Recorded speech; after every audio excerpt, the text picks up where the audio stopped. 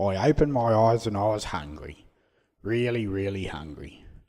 Shiny was already up and he seemed in a much better mood today. He didn't have his usual work clothes on and he fed me as soon as I was awake. He was finally starting to get to the knack of it. After my usual breakfast routine, Shiny let me in the big house. He was watching moving pictures on the big rectangular thing I'd seen a few days before. Shiny told me he was watching golf. He also told me he was going to play golf later today. I wondered whether I'd be able to see him on the screen when he played. Shiny was sitting on one of the big lounges, so I thought I'd sit on the other one. Shiny put his finger up over his mouth and told me in a soft voice not to tell Mum what I was doing. The big lounge was very comfortable, and with a full tummy I soon dozed off to sleep again. I woke to find that Shiny had left for golf and Mum was having breakfast. She told me not to get used to lying on the lounge because I wouldn't be allowed to when Shiny was at home. I was going to tell her that Shiny knew, but then thought better of it. I could have got Shiny into trouble, but a strange feeling told me not to do it. After breakfast, Mum got the lead and put it on me. The magic door opened and out we went. There in front of me lay a huge open space with lots of trees and grass. We crossed the road and I had my first play in the park. Mum kept the lead on, but I got to sniff all the great smells and roll in the cut grass.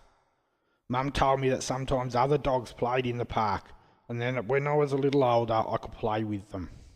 We walked to the top end of the park and I could see a laneway up between the houses. I wondered what was beyond the laneway and whether one day I would be allowed to find out. I got to explore the park for about half an hour before Mum took me back across the road and into the backyard again. I immediately looked for Cow to tell him about my adventure. He was in the back room right next to another animal I hadn't seen before. I walked over to Cow and asked him to introduce me to his friend. Cow was his usual silent self, so I turned to his friend and told him my name. He didn't respond either, so I was getting pretty upset when Mum walked in and said, "So you found Monkey then?" I realised that Cow's friend's name was Monkey and proceeded to tell Cow and Monkey all about the park. By the end of the story, we were all firm friends again. Mum told me that after lunch, when Shiny got back from golf, Nelson was coming over. I wasn't sure who Nelson was, but he sounded like fun. When Nelson and his mum arrived, I discovered Nelson was an 8-year-old golden retriever. He was very big and strong, grumpy but lovable, and I couldn't stop following him around. Nelson's mum gave me a big hug, and then I started playing with Nelson. Nello to his mates. I had so much fun playing with Nello and learnt lots of things from him. Shiny says that I finally got my morning routine down and that Nello taught me how. I'm not sure what he means. I played with Nello until it was time for him to go. After that it was time for a nap and I drifted off to sleep. I was woken by the sounds of dinner and I wished I could have some. After dinner, Shiny said that we were going for another walk in the park. The sun was setting in the treetops and a warm, inviting breeze funneled up from the bottom of the park. Shiny and I headed for the top end of the park, and as we got closer I could see the pathway. When we got to the road, Shiny picked me up and carried me to the other side. We're on the pathway. I pulled and struggled my way to the top of the path and looked out.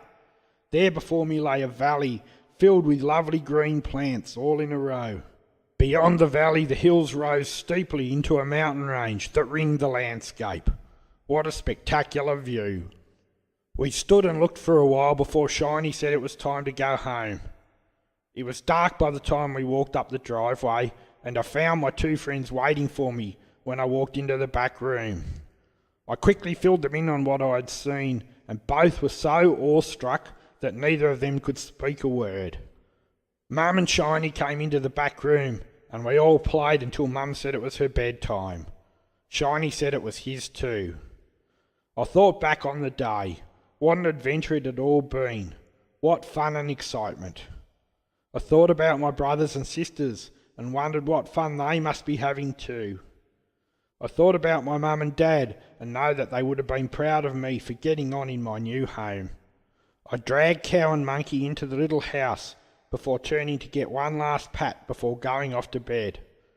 I snuggled up to Cow and Monkey and heard Mum saying a final good night as I was drifting off to sleep after the first week in my new home. I was feeling happy and excited about my future. Good night, Mum. Good night, Dad. Shiny.